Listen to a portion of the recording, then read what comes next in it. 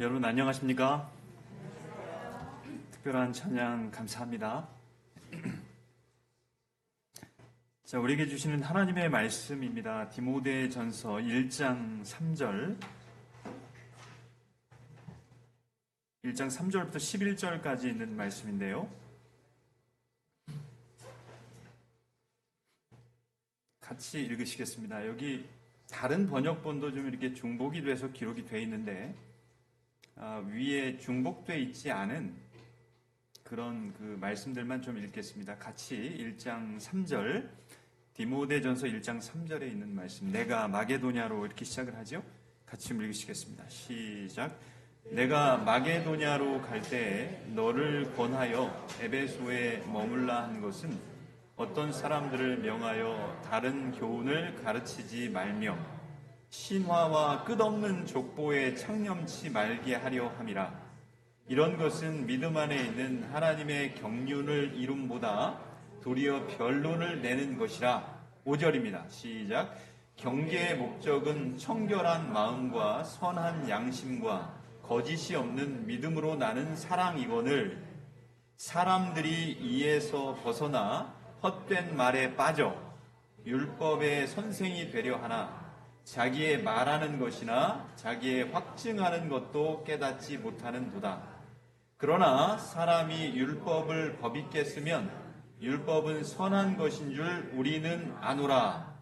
알 것은 이것이니 법은 옳은 사람을 위하여 세운 것이 아니요 오직 불법한 자와 복종치 아니하는 자며 경건치 아니한 자와 죄인이며 거룩하지 아니한 자와 망령된 자며 아비를 치는 자와 어미를 치는 자며 살인하는 자며 음행하는 자며 남색하는 자며 사람을 탈취하는 자며 거짓말하는 자며 맹세하는 자와 기타 바른 교훈을 거스리는 자를 위함이니 이 교훈은 내게 맡기신 바 복되신 하나님의 영광의 복음을 쫓음이니라. 아멘.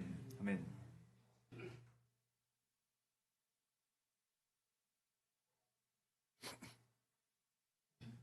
디모데전서 1장 3절부터 11절까지 있는 말씀입니다. 함께 나누실 하나님의 말씀이고요. 껍질 버리고 본질 잡고라고 하는 말씀의 제목입니다. 하나님 말씀 함께 나누시겠습니다.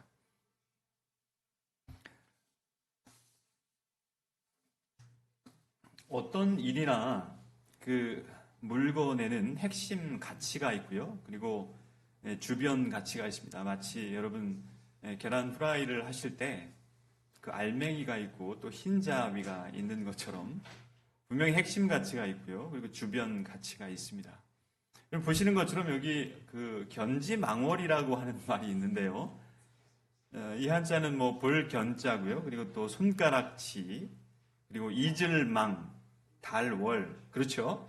그래서 사람들에게 이렇게 손가락으로 달을 보라고 이렇게 손가락으로 달을 가리키는데 달을 보는 것이 아니라 손가락을 본다고 하는 말입니다. 그래서 이 본질적인 것을 알고 그리고 또 핵심 가치를 알아야 됨에도 불구하고 주변 가치 그리고 또 비본질적인 것에 이 관심을 기울인다고 하는 말입니다. 그 인도의 철학자인 그 오쇼 라즈니시라고 하는 사람이 어떤 글에서 이 수도꼭지라고 하는 제목의 글을 썼어요. 거기 보면 그 아라비아에 살고 있었던 그 로렌스라고 하는 사람이 나옵니다.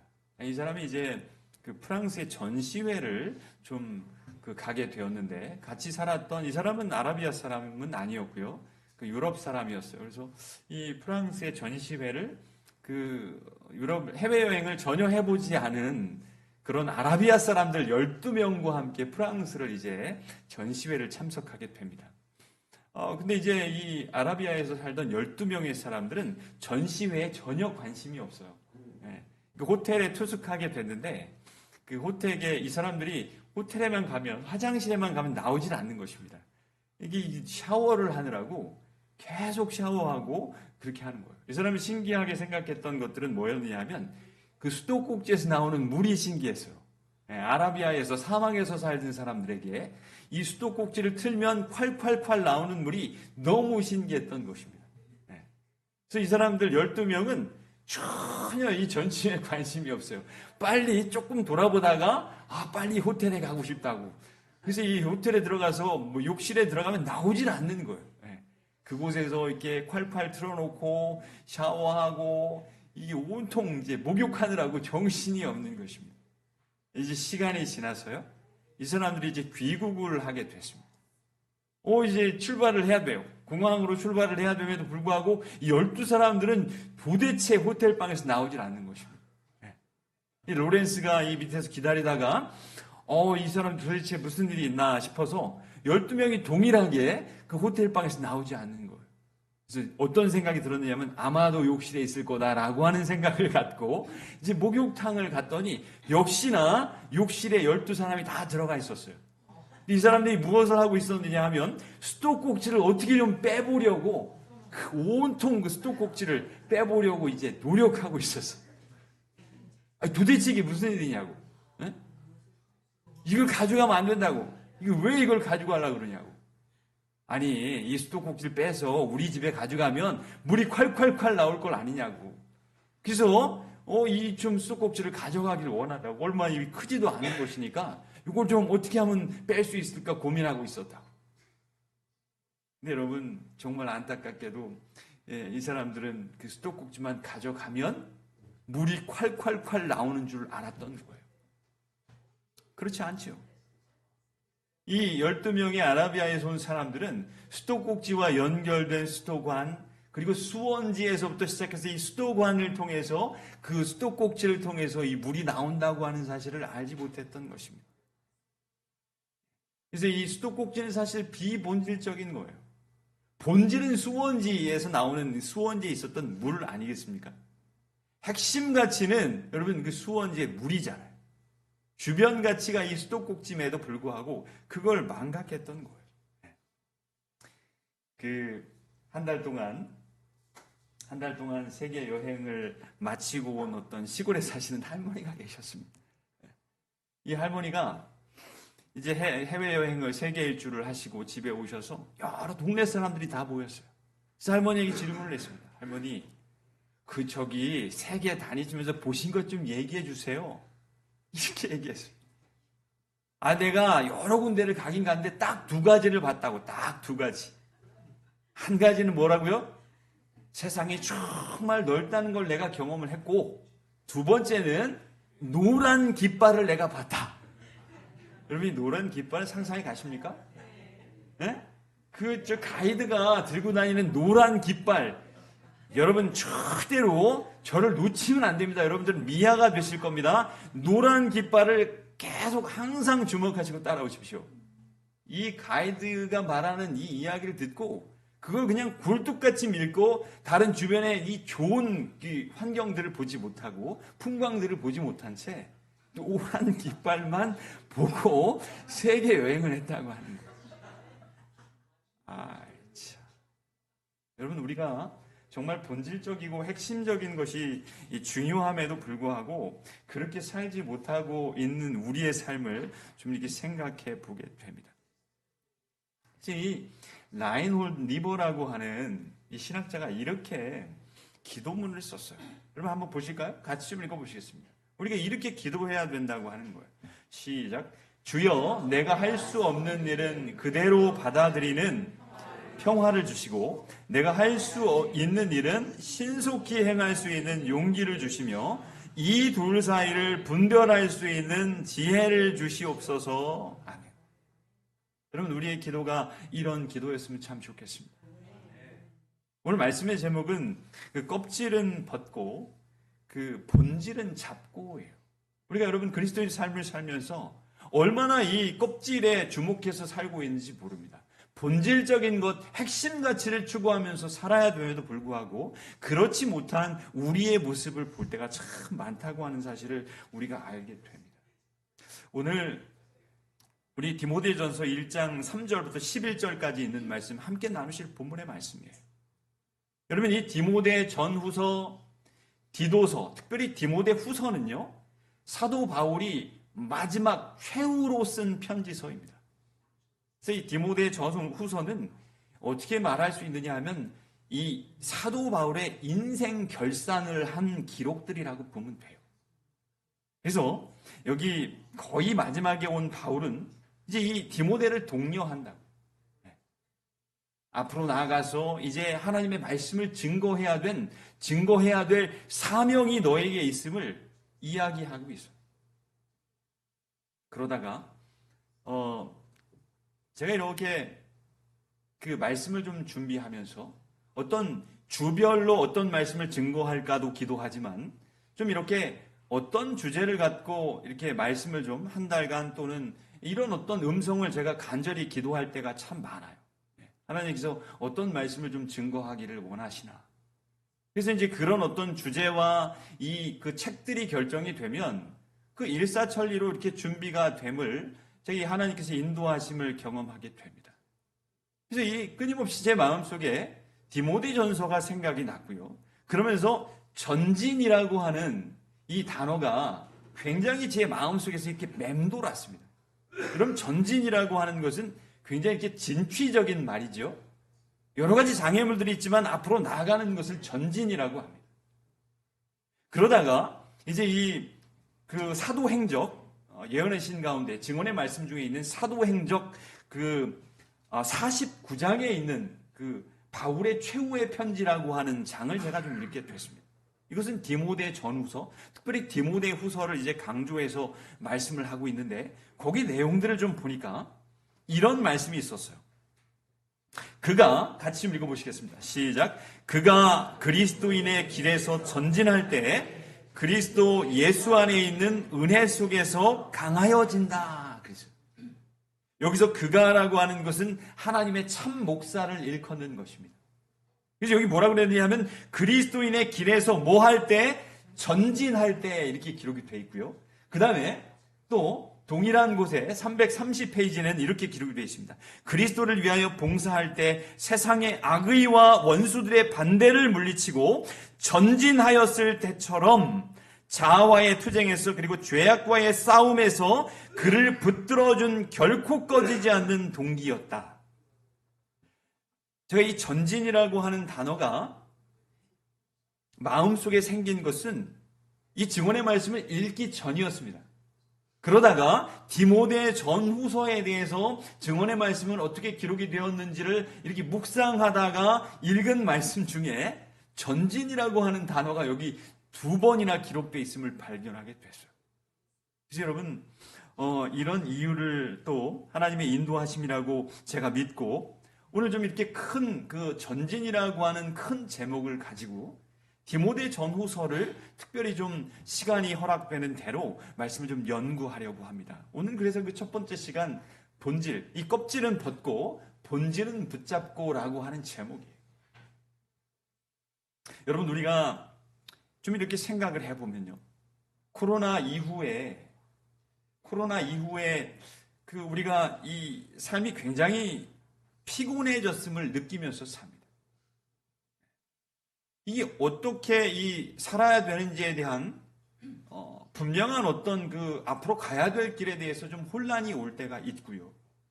왜냐하면 이렇게 패러다임이 바뀐 것 같은 느낌이 우리 마음속에 있고 세상이 되어지는 그런 모습들을 볼 때 그렇다는 것입니다. 그러면서 우리도 모르게 우리가 좀 지쳤다고 하는 생각을 가지게 돼요. 그러면서 뭔가 이렇게 열정을 갖고 우리에게 주어진 교회의 일들뿐만 아니라 내가 하고 있는 여러 가지 일들도 마찬가지입니다. 우리 집에서 그리고 우리 교회에서 하는 여러 가지 일들을 이렇게 하면서 그런 생각들이 드는 거예요. 열정은 사라지고 내 의지는 없어진 것 같고 그냥 흘러가는 시간, 마치 흐르는 강물에 내 몸을 맡기고 그냥 그 물결의 흐름에 따라서 흘러가는 것 같은 우리의 모습을 바라보게 될 때가 있다는 것입니다. 오늘 여러분 이 디모데전서 특별히 이 1장 3절부터 11절에 있는 말씀을 좀 연구를 같이 좀 말씀을 나누시는데 특별히 디모데 전후서 그리고 디도서는 무슨 서신이라고 그래요? 여기 여러분 기록이 되어 있죠? 목회 서신이라고 그럽니다. 이 책들은요 굉장히 다른 사도 바울이 쓴 책들에 비해서 아주 평범한 문체로 기록이 돼 있어요. 굉장히 어렵고 아주 깊은 신학적인 사상이라기보다는 아주 평범한 이야기들이 이렇게 기록이 돼 있습니다. 디모데라고 하는 사도 바울의 영적 아들이라고 불리우는 디모데는요, 사도 바울이 1차 선교 여행 때 루스드라라고 하는 곳에서 만났습니다. 이곳에서 사도 바울이 열심히 하나님의 말씀을 증거하는 그 모습을 보게 됐어요. 그 열정을 보고, 야, 하나님을 믿는 사람의 모습이 이렇게 아름답고 열정적이라고 하면 내 삶을 통째로 맡겨도 되겠다라고 하는 결심을 하게 됩니다. 사도 바울이 2차 선교 여행을 하게 될 때 이제 이 제자가 되어서 함께 하지요. 오늘 이 디모데 전서 후서는 특별히 사도 바울이 이제 로마로 압송이 되고요. 그리고 아마도 서기 63년부터 67년 사이에 기록됐을 것이라고 이렇게 추측을 합니다. 사도 바울이 로마에 가서요, 감옥에 아직 들어가지 않았을 때입니다. 비교적 자유롭게 구금 상태로 어떤 집에 기거할 때 한 2년 동안 그렇게 기거를 하다가 네로 황제에 의해서 석방이 됩니다. 석방이 되어서 에베소, 소아시아도 가고요. 그동안 못했던 선교 여행들을 하게 된다. 그러다가 다시 이제 잡히게 되는데, 그럴 때 에베소를 방문했다가 이 디모데에게 에베소 교회를 잘 돌보라고 이야기를 하고, 그 다음에 본인은 다시 로마로 돌아왔다. 근데 오늘 3절에 보면 그런 말씀이 여기 기록되어 있는 것입니다. 3절에 보면 내가 마게도냐로 갈 때 너를 권하여 에베소에 머물라. 그렇게 기록을 하지 않습니까? 지금 이 디모데는 에베소에 있어요. 네, 오늘 본문에 바울은 디모데에게 그리스도인 삶으로의 어떤 전진, 어렵고 힘들지만 나아가야 된다고 하는 사실들을 독려하고 있습니다. 사실 여러분, 그리스도인의 삶이라고 하는 것은 어려움이 있어요. 여기 여러분 증언보감 1권에 보면 뭐라고 기록이 되어 있죠? 같이 읽어보시겠습니다. 시작. 그리스도인 생애는 위험으로 들려있고 의무는 실행하기 매우 어려운 듯이 보이는 때가 있다. 그리스도인 삶을 산다는 것은, 그리스도처럼 사는 삶은요, 늘 위험에 들려있다 그래서 늘 그리스도인 삶을 매 순간 살기로 결심하고 그렇게 살아갈 때 시험이 있습니다. 도전이 있다. 그런데 그렇지만 그럼에도 불구하고 그런 그리스도인 삶을 이루라고 하는 말씀이 이 디모데 전후서에 기록이 되어 있다는 말입니다. 이건 여러분 마치 오늘날 정확한 방향을 모르고 그냥 세상이 흘러가는 대로 그 흐름에 맡겨서 살아가고 있는 우리의 모습에 하시는 그런 말씀인 것도 같습니다. 여러분, 오늘 그러면서 이 바울은 본문에 있는 말씀을 통해서 벗어버려야 되는 껍질에 대해서도 이야기를 하고요. 그리고 본질에 대해서도 이야기를 합니다.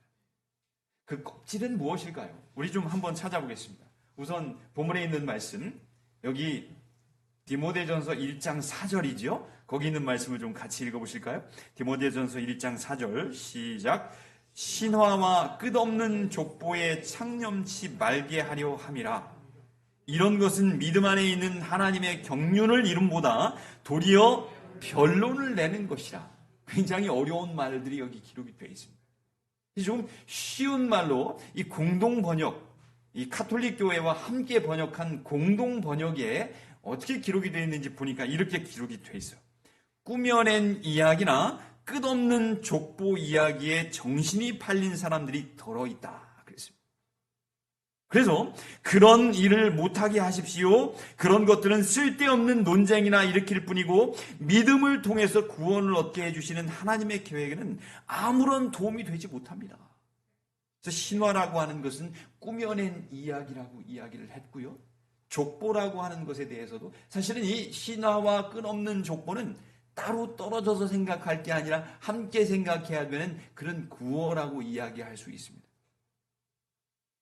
그러면 신화라고 하는 것은 무엇이냐 하면 이건 이제 공동번역 성경을 보니까 꾸며낸 이야기라고 그랬어요.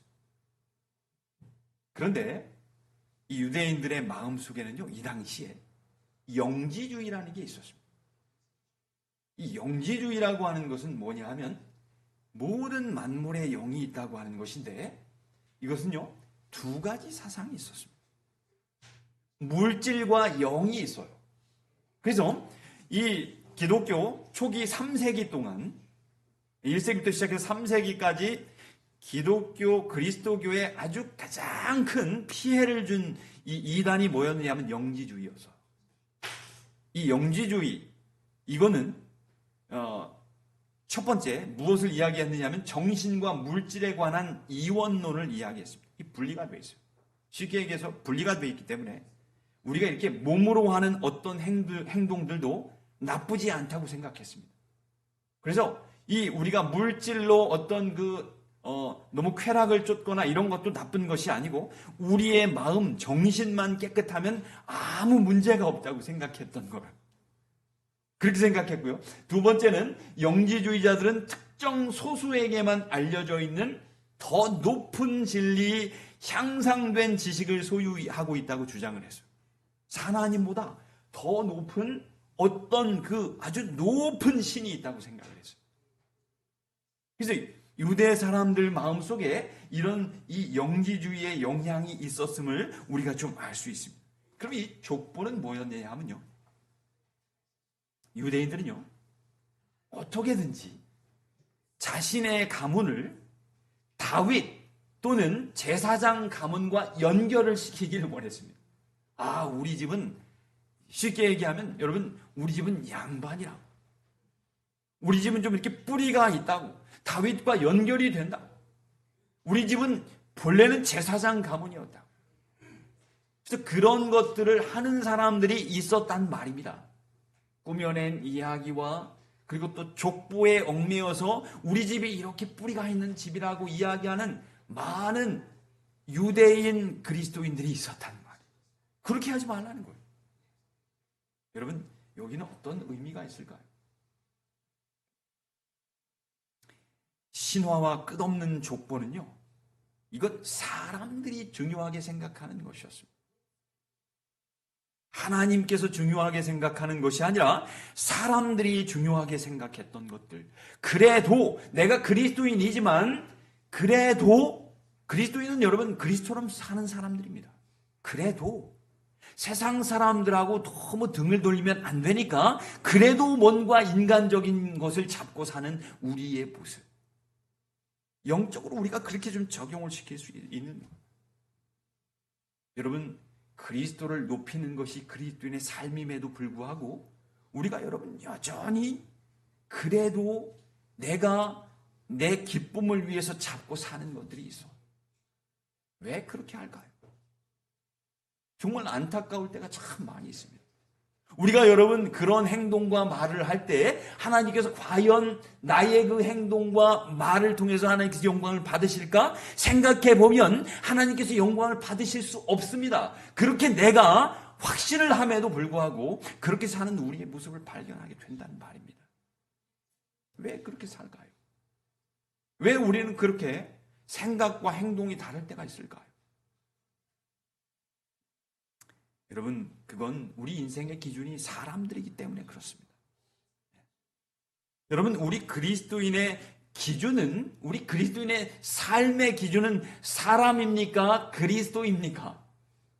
이건 정말 말도 안 되는 질문을 제가 드렸어요. 그리스도예요.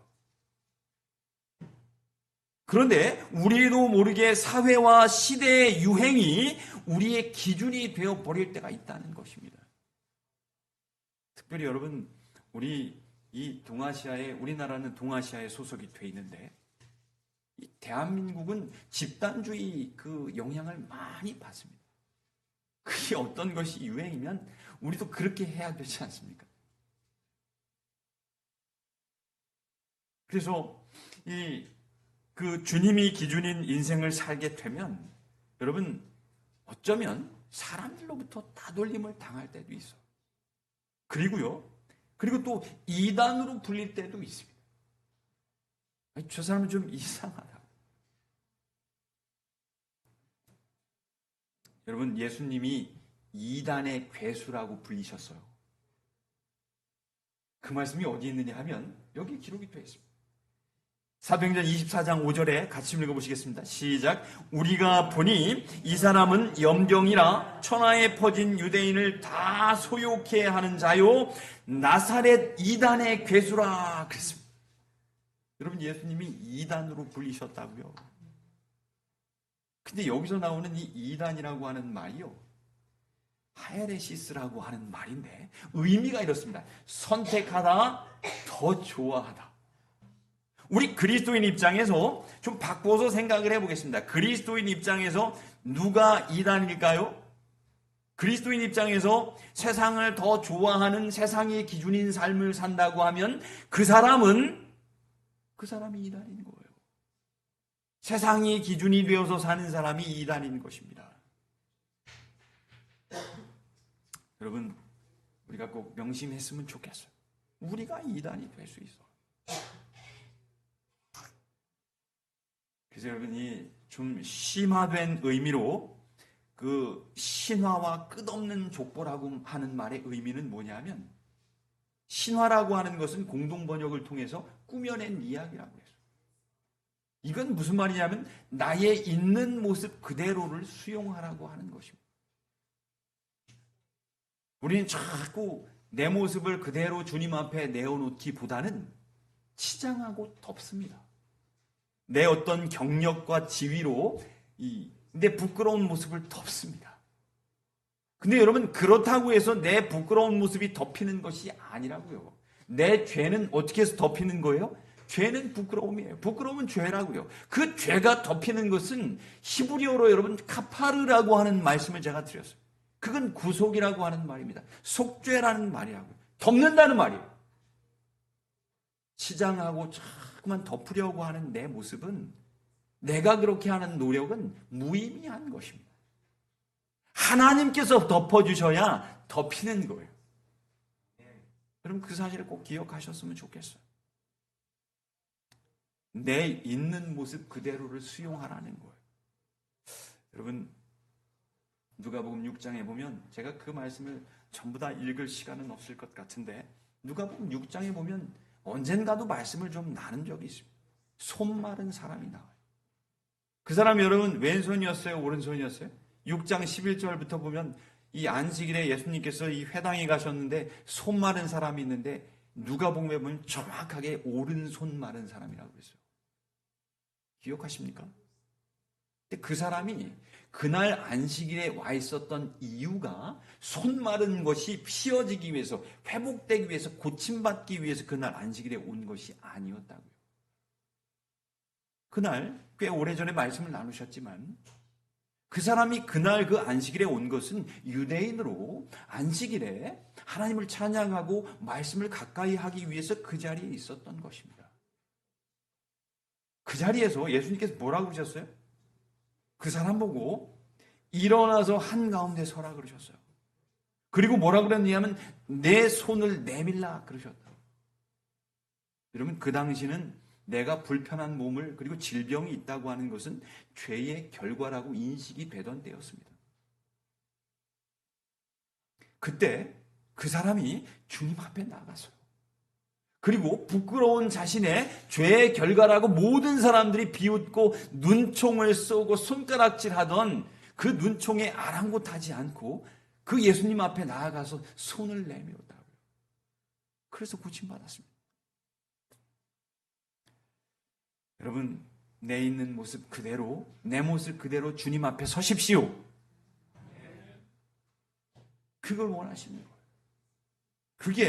그게 여러분, 자꾸 내가 뭘 덮으려고 하고 이렇게 하는 모습은 껍질이라는 것입니다. 본질은 주님 앞에 그대로 서는 것이라고 하는 사실을 우리에게 가르쳐주고 있다. 두 번째, 여러분, 본질에 대해서, 이 본질은 뭐냐 하면, 이 첫 번째 본질에 대해서 뭐라고 1장 5절에 기록을 해주셨느냐 하면, 경계의 목적은, 같이 읽으실까요? 시작. 경계의 목적은 청결한 마음과 선한 양심과 거짓이 없는 믿음으로 나는 사랑이다. 그러죠. 그런데 여기 영어 성경을 통해서도 우리가 보는 것처럼 여기 사랑은 어떤 사랑이냐 하면 거짓이 없는 사랑 그랬어요. 거짓이 없는 믿음으로 나는 사랑. 그래서 이거는 영어 성경을 보니까 이건 진짜 사랑인 것입니다. 진짜 믿음을 통한 사랑. 그게 본질이라는 거예요. 여러분, 그리스도인의 모습 속에 사랑이 있어요. 있어야 합니다. 그런데 그 사랑은 진짜 사랑이어야 된다고요? 비슷하면 안 됩니다. 여러분, 우리가 그리스도인 삶을 살면서 이 비슷하게는 사는 것 같은데 여기 말씀에 기록되어 있는 것처럼 New Living Translation이라고 하는 아주 쉬운 번역본이긴 하지만 여기 기록되어 있는 것처럼 비슷하게는 사는 것 같은데 진짜 사랑을 증거하면서 진짜 사랑을 누리면서 살고 있는 것 같지는 않아요. 답답한 마음이 듭니다. 여러분, 그 양궁 경기 기억하십니까? 양궁 경기? 우리나라 사람들은 양궁을 활을 잘 쏴서요. 쏘면 몇 점이에요? 어떤 사람은 그 가운데 카메라가 설치되어 있는 카메라를 깨기도 하잖아요. 10점. 너무 활을 잘 쏘니까 우리는 당연히 10점, 다 10점, 10점이어야 된다고 생각을 하는데 9점, 8점도 굉장히 잘 쏘는 거잖아요. 그런데 잘 쏘는 것입니다. 뭐 10점에 비슷한 그런 점수라고. 근데 여러분, 우리가 좀 생각을 해보면 전혀 다른 상황도 있습니다. 우리 신앙적인 면, 영적인 것을 생각할 때 9점, 8점이면 안 됩니다. 10점이어야 돼요, 늘. 왜 그런지 아십니까? 양궁을 쏠 때에는 8점, 9점, 10점 거의 비슷해도 괜찮지만 영적으로 우리 이 영원한 생명이 걸려있는 구원과 관계된 것을 생각할 때는 8점, 9점일 때는 망하는 인생이 되는 것입니다. 왜 그런가요? 여러분, 말씀은 이렇게 기록을 합니다. 뭐라고 기록을 하느냐면 그 말씀을 제가 기록을 못했는데 사도행전 4장 12절에 보면 다른 이로서는 구원을 얻을 수 없나니 천하 인간의 구원을 얻을 만한 다른 이름을 우리에게 주신 일이 있어요? 없어요? 그래서 오직 예수라고 하는 표현이지 않습니까? 사도행전 4장 12절에 있는 이 말씀이. 그래서 여러분, 우리가 진짜 사랑을 나누고 진짜 사랑을 경험하지 못하고 하는 사람은 구원에서 멀어진다는 것입니다. 그 사람은 그리스도인이라고 불릴 수 없다는 거예요. 오직 예수. 비슷해서는 안 된다는 것입니다. 여러분, 우리가 잡아야 될 본질은 진짜 사랑임을 꼭 기억하십시오. 두 번째 이 본질은 또 뭐냐 하면 율법을 법있게 사용하라 그랬어요. 이게 무슨 말일까요? 여기 있는 이 말씀을 보면 여러분, 여기 이 세번역 성경을 좀 보겠습니다. 세번역 성경에 보니까 1장 8절에 그러나 사람이 율법을 법있게 쓰면 율법은 선한 것인 줄 우리는 아노라 그랬는데 그 세번역 성경에 그들은 율법 교사가 되려고 하지만 사실은 자기들이 무엇을 말하고 있는지 또는 무엇을 주장하고 있는지도 알지 못합니다. 우리가 알기로 율법은 사람이 그것을 적법하게 사용하면 선한 것입니다. 그래서 율법을 법처럼 제대로 법있게 사용하라. 적법하게 사용하라. 이게 여러분 무슨 말일까요? 하나님의 말씀에 내 생각을 더하거나 빼지 말라는 말이에요. 우린 여러분 너무 하나님의 말씀을 자의적으로 해석할 때가 있습니다. 그래서 말씀을 연구할 때는 이 말씀 저 말씀을 잘 연결해서 연구하는 게 중요합니다. 내 생각을 이렇게 후원해 줄 수 있는, 내 생각을 이렇게 지지해 줄 수 있는 말씀만 찾아서는 안 된다는 거예요. 내가 좋아하는 말씀만 취하고 정말 나에게 부담이 되는 말씀들을 뺀다면 그거는 껍질입니다. 그래서 본질이라고 하는 것은 하나님 말씀에 그 어떤 것도 더하지 않은 거라고. 여러분, 이단이 있었어요. 이단이라고 불리웠던 사람들이 있었는데, 이 사람들은요, 우선 2세기 초에 말시온이라고 하는 사람이 있었습니다. 이 사람은 어떤 사람이냐면, 아까 우리가 좀 설명을 드렸던 것처럼 영지주의자였어요. 그래서 이 사람은 어떤 생각을 했느냐 하면, 아주 하나님보다, 여호와보다 높은 신이 있다고 생각을 했습니다. 여호와는 여러 신들 중에 한 신이에요. 그래서 아주 열등한 여호와 하나님이어서 이 사람이 볼 때 구약 성경에 등장하는 여호와라고 하는 등장하는 이 여호와 신이 너무 열등한 신이어서 그 하나 인간이 타락하게 됐다는 거예요. 죄의 문제를 해결하지 못했다는 거예요. 그래서 이 사람은 어떻게 생각을 했느냐 하면 구약 성경은 빼버려야 된다 이렇게 생각을 했습니다. 이 사람은 그래서 이단의 첫 번째 정의는 뭐냐면 뭔가를 빼는 것입니다. 이 말시오는 그것이 첫 번째 이단이었다. 그래서 또 다른 이단은 어떤 이단이냐면 더하는 이단이 있었습니다. 이 몬타누스라고 하는 사람이 있었는데 이 사람은요 성년 운동을 하는 사람이었어요. 신비주의자였습니다. 그래서 이 사람은 어떻게 생각을 했느냐면 여러분 제가 하는 말이 하나님이 하는 말입니다. 제가 성령 하나님을 만났습니다. 여러분들은 체험하지 못한 성령을 제가 경험했습니다. 제가 하는 말은 모두 다 하나님의 말씀입니다. 여러분 저를 따르십시오. 이렇게 이야기했다. 그래서 이 사람은 구약 성경과 신약 성경뿐만 아니라 이 사람이 하는 모든 말들도 성경이다라고 주장을 했단 말입니다. 이 이단은요 하나님의 말씀을 빼거나 더하는 것을 이단이라고 이야기합니다. 여러분, 우리가 좀 기억해야 되겠어요. 우리가 이 출애굽기 20장에 있는 말씀을 보면 이렇게 기록되어 있습니다. 같이 좀 읽어보실까요? 시작. 너희가 나에게 제물 바칠 제단을 돌로 쌓고자 할 때에는 다듬은 돌을 써서는 안 된다. 너희가 돌에 정을 대면 그 돌이 부정을 타게 된다. 그래서 또 이 말씀도 있습니다. 여기 신명기 27장 5절 6절에 있는 말씀도 보면 다듬지 않은 돌로 제단을 만들라고 하셨다. 왜 이렇게 말씀하셨을까요? 하나님께 영광을 돌리고 또 하나님께 모든 것을 드리는 제단, 이건 하나님을 의미하는 거지 않습니까? 그래서 이 인위적인 모든 것들은 없어져야 된다는 거예요. 그래서 하나님의 말씀, 이 정말 껍질이라고 하는 것은 하나님의 말씀에 무엇인가 내 생각을 더하고 또 그 내 생각과 다르기 때문에 하나님의 말씀을 빼버리는 것이 이단이라는 거예요. 껍질이라는 것입니다. 여러분 꼭 기억하십시오. 우리 인생이 왜 점점 더 어려워질까요? 절대적인 것이 없어지기 때문에 그래요. 모든 것들이 이것도 될 수 있고 하나님의 신이 될 수 있고 높일 수 있고 높여질 수 있다고 하는 생각 때문에 그렇게 된 것입니다.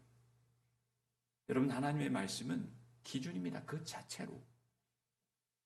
그게 본질이라고요.